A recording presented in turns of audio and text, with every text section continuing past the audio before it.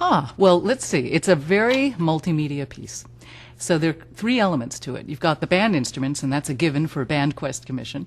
But I really, really wanted to do something that was very different for the genre, that no one else, to my knowledge, had done on two levels. One, I wanted to incorporate an electronic track because I wanted to do something that was really relevant to the kids. I'm dealing with 13-year-old kids. They're steeped in media, Xbox, PlayStation, TV, movies, all of this. And what's the thing that all those have in common? They've got music in common.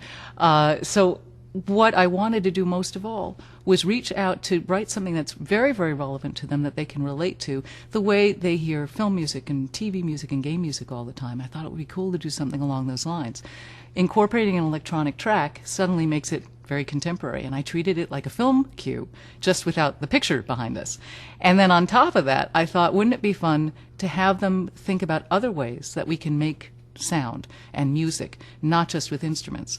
And a friend of mine I had seen a piece of his. His name's Tony Zelinczyk, and he's out in Columbus, Ohio. I had done a residency out there a few months earlier, and I watched him conduct a piece of his where at the very end of the piece, he has the players grab a sheet of paper off the music stand and crumple it up and I think toss it on the floor. It was an elegy, and it was a very touching moment. And that's all it was.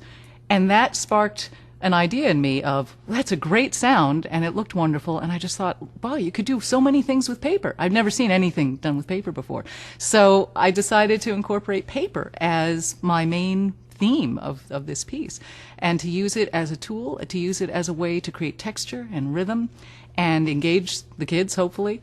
And I came up with a lot of different paper sounds. I really had a lot of fun sitting at my desk playing with cheap printer paper and ripping it and tearing it and crumpling it and tapping on it, and I came up with about 20 different sounds that I liked, and I started cataloging them and recording them, sampling them, and playing with them. And I thought this would be a very interesting visual component to the piece as well, to have the electronic track, have them working with paper, the kids working with the paper, and then it's not until the middle of the piece that they actually pick up their instruments and start playing.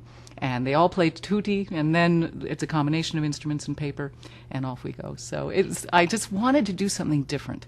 I have listened to a fair amount of band music, both professional level and middle school level now, and what struck me about a lot of it is it doesn't respect the kids and their intelligence and their hipness that much. And I think that when you're 13, you're sort of invested in being hip. That's your overall concern. And that and acne breakouts, I guess. I don't know.